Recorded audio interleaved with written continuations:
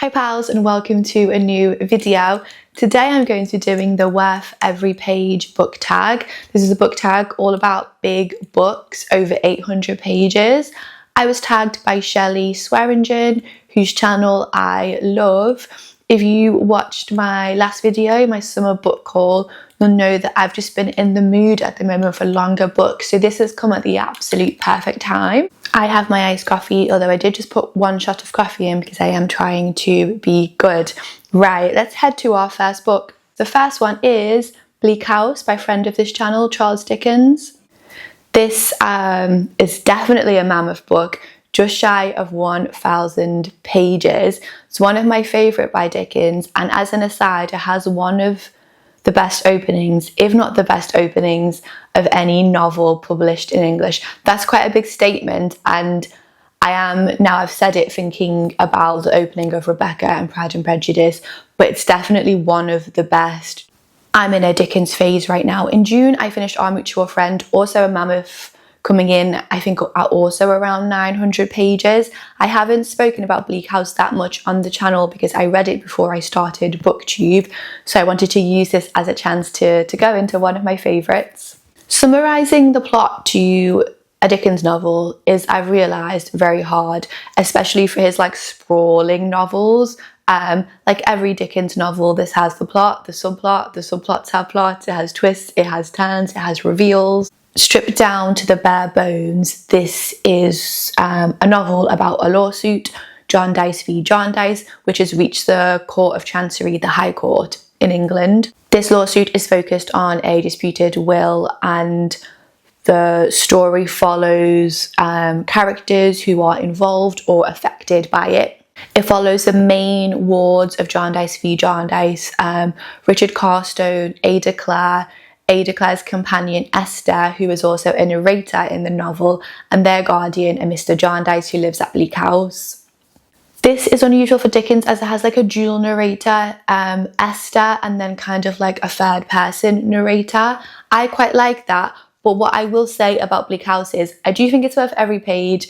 I think it's one of Dickens' best. On a personal level, I can find Esther, her character, a little bit overly saccharine, I would say, passive, and a bit too eager to please. But what I will say is that I do think that's true to the Victorian society that she finds herself in. Esther is illegitimate, and she is kind of thrown on the goodwill of Mr. Jarndyce. So in her situation, in that context, I think it's true, but on a personal level, I don't massively vibe with her character. That is my only critique of Bleak House, and because of that, it doesn't quite reach the heights for me of Great Expectations or Our Mutual Friend, which I'm currently ranking as my joint favourite Dickens. This lawsuit, Jarndyce v Jarndyce, has spanned kind of many years, and there is assumed to be quite a lot of money riding on the outcome. This is one of the Dickens novels where he is criticising kind of the establishment. In this, it is the legal profession. And in Bleak House, this lawsuit, the kind of Court of Chancery, has a really kind of corrupting, corrosive effect on almost everyone that it touches. As well as having one of my favourite openings of any novel, this also has one of my favourite lines from Dickens, which is on people pursuing kind of lawsuits and claims in the High Court. And that is, suffer any wrong that can be done you rather than come here. That is just so direct and so simple and so perfect, and carries such weight when you read it. Dickens' London in this is perfect and really rivals Our Mutual Friend for kind of atmosphere and being rooted and the sense of place. But like all Dickens novels, the heart of this novel is really the characters, and you get some absolute crackers in this. Some of my favourite ever Dickens characters are in Bleak House. Mr. Tulkinghorn, Lady Dedlock, who is one of my favourite almost Dickens heroines. One of the first ever English detectives to appear in fiction is in this Inspector Bucket. The street urchin Joe, who lives at Tom All Alone's, Mr. Harold Skimpole. And like other Dickens, like Our Mutual Friend, these characters are obviously all exaggerated kind of versions. The character that stays with me most from Bleak House is like a character on the periphery, and that is Mrs. Jellyby. Mrs. Jellyby devotes her time and energy to charitable works, to establishing a mission in Africa, and she prioritises her kind of charitable works above that of her family and her neighbourhood. She's a woman utterly focused on kind of doing good, and yet her children are entirely neglected. They're dirty, they're hungry, they don't have clothes to wear. If you ever meet a person who is kind of all consumed with doing good, or I guess nowadays we would call it like a form of like activism, and yet they don't notice kind of immediate harm within their circles, I sometimes occasionally you meet those people and I think, oh yeah, you're a Mrs. Jellyby. In George Orwell's Essays on Dickens, he called that, is it selfish selflessness? It just rings so true. I last read this in November to December 2023. I had a cracking time. I really recommend this. And you can just get lost in that world. So that is our first novel, Bleak House by Charles Dickens. Right, I've got my iced coffee and we're on to book 2. Book 2 is The Goldfinch by Donna Tartt, and I do know that this divides opinion. For me, worth every 850-ish pages. This is my favourite Donna Tartt, and I am a big fan of her work. I cannot wait for the day when we get the announcement that she's written her next novel. I know she likes to take like a decade plus between her works. There is a link between this and our first novel, Bleak House, and I think I've said this before. This reads to me like a 21st century Charles Dickens novel. It's really funny because I have said this, like I always say this when I talk about this novel. I thought it was just me who thought this, but yesterday in preparation for this video I was having a little look online, and actually it's something that was like pointed out multiple times when people were reviewing this when this came out in it, was it 2013? So it's not just me who thinks this. If you're a Charles Dickens fan, I have a feeling this will hit for you. One of the criticisms that's always levelled at this book is that it is too baggy, it needs a really good edit. If you're like me and you grew up reading Victorian novels, really long, rambly books that probably are about 100 pages longer than they should be, hit absolutely perfectly. So I'd highly recommend this to you. This follows Theo Decker. As the novel opens, I think he's 13 years old. He is in the Museum of Metropolitan Art in New York with his mother, and a bomb goes off. I think it's a terrorist attack in the museum. In the immediate aftermath, in that kind of scene, he takes the painting of the Goldfinch. His mother is killed in that attack, and then you follow Theo as he moves from home to home, kind of across America. He has this painting, nobody knows that he has it. He eventually ends up working for an antique dealer in New York who also has links to that attack. Without wanting to give too much away, he is drawn into kind of the criminal world of art fraud and art theft. This is a novel about art, about grief, about where people belong. I adored this. I had such a good time reading it. I especially love the sections where Theo is in Las Vegas with his father. It had a really like dream-like, almost Dickensian, like surreal atmosphere to it. I've never reread this, and I do really want to over the next couple of years, so I can cement it as a firm favourite. But right now, worth every single page, especially if you're a fan of Charles Dickens like me. Right, on to the third book.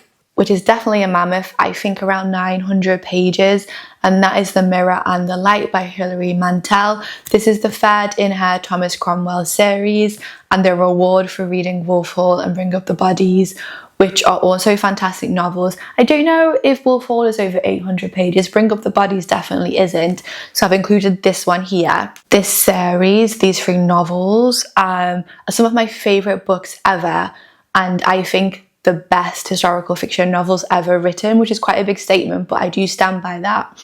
I'm not going to carry on holding this up because it does weigh quite a lot. This edition was a gift to me from my mum, and it is a signed book plated edition, so it's one of my prized possessions. If there was a fire and I had to rescue like one book from my bookshelves, it may well be this one. The Mirror and the Light, like I said, is part of Hilary Mantel's Thomas Cromwell novels. They're set in Tudor England in the court of King Henry VIII.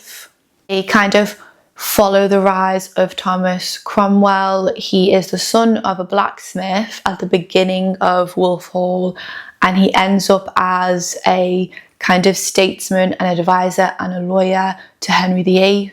Also, in the wider sense, the series is a set of novels about the English Reformation, a period of history that I love.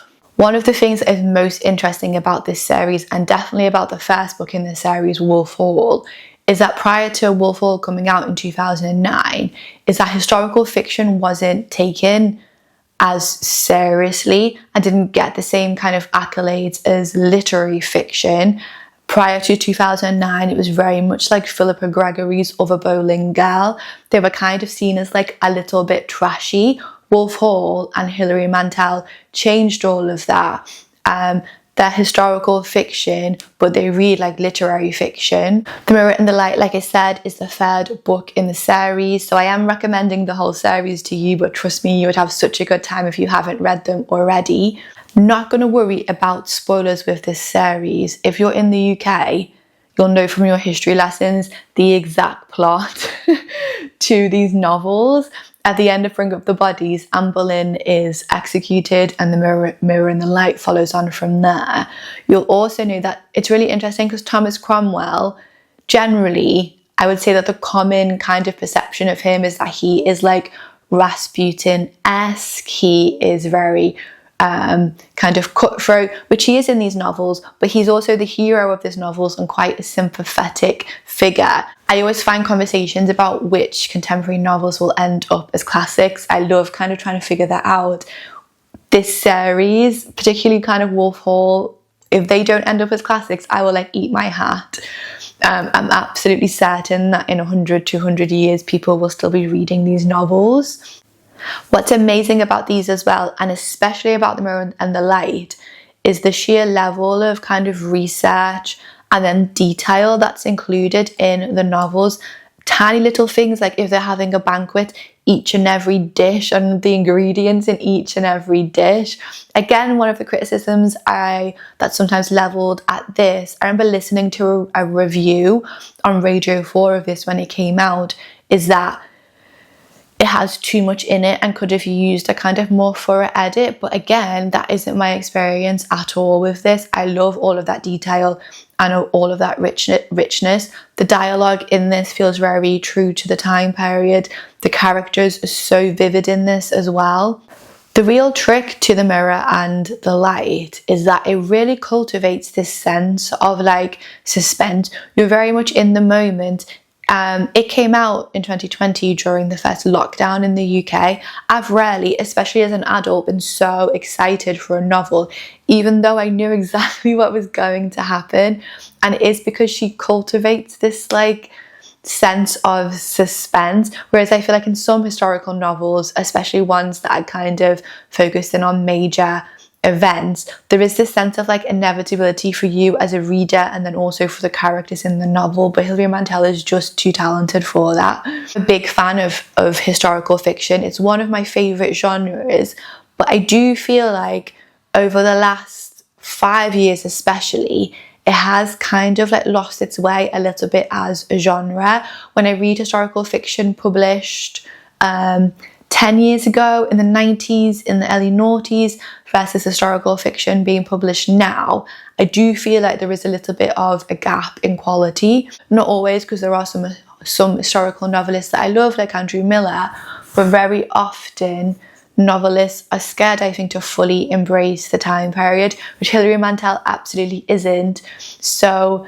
they'll work really hard to evoke a sense of the period, say a novel set in the 1920s, and yet they don't fully embrace that. So the characters will think and act and speak like we do in the 2020s, and so you kind of end up in this ahistorical, like, halfway house, and so it doesn't feel authentic to the time.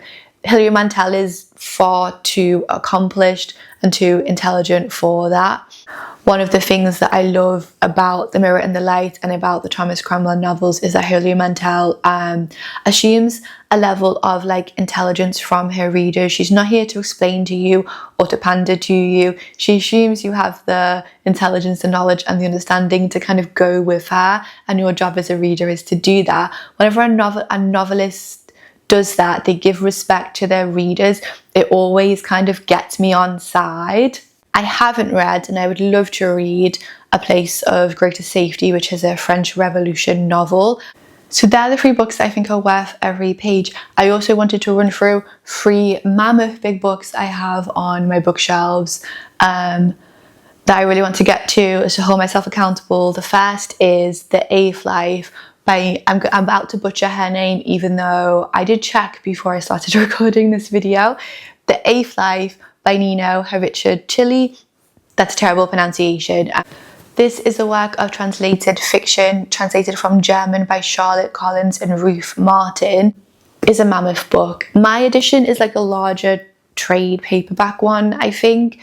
I've tried to read this before. I got 400 pages in. I was very much enjoying it. It was just a case of right book, wrong time. So I put it down with every intention of heading back to it in that year, which was 2020.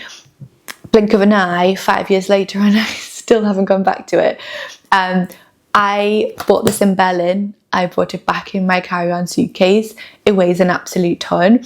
When I moved house recently, I donated quite a lot of books, hundreds and hundreds of books, and I came to this one and I thought, no, I do still really want to read this. I was having a great time with it.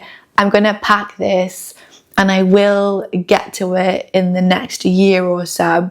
Part of the reason why I do still really want to get to this, despite being unsuccessful the first time, is that this spans, I think, about 100 years of Russian history, the Russian Revolution, the rise and fall of Soviet Russia. That's a time period that I really love, generally for non-fiction, but that is the thing that I loved about the first half of the novel when I read it.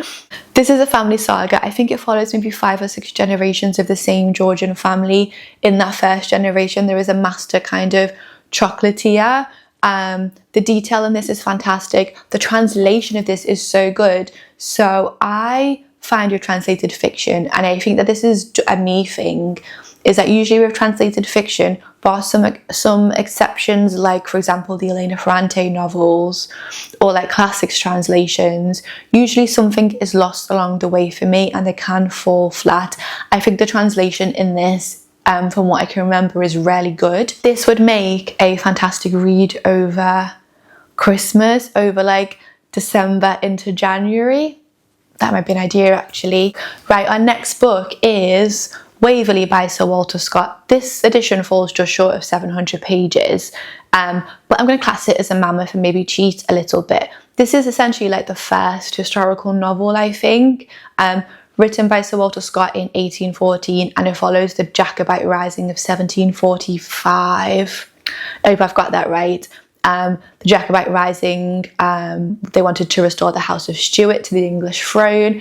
That is a time period of history that I really love. You're noticing that I have a lot of time periods of history that I love. I did study history. It is one of my big passions. As a complete tangent, as an aside, I live really close to the border of Scotland. I live in England, but not far from the border.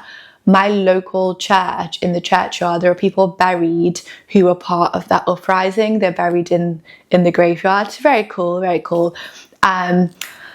I've been meaning to read this for years, and let me put my iced coffee down so I can show you. I bought this edition and I went on holiday to Loch Lomond in Scotland and took this with me with every intention to read it. However, this is a big bugbear of mine. I'm gonna like fold that back because I'm not gonna read from this one. This edition, this one published by Vintage, which does have this beautiful like marble effect cover. I don't know if you would be able to see, but the font is tiny. It's really awkward and uncomfortable to read from. So I was so excited to start reading it, and then I literally was like, it's so uncomfortable, so I had to put it down.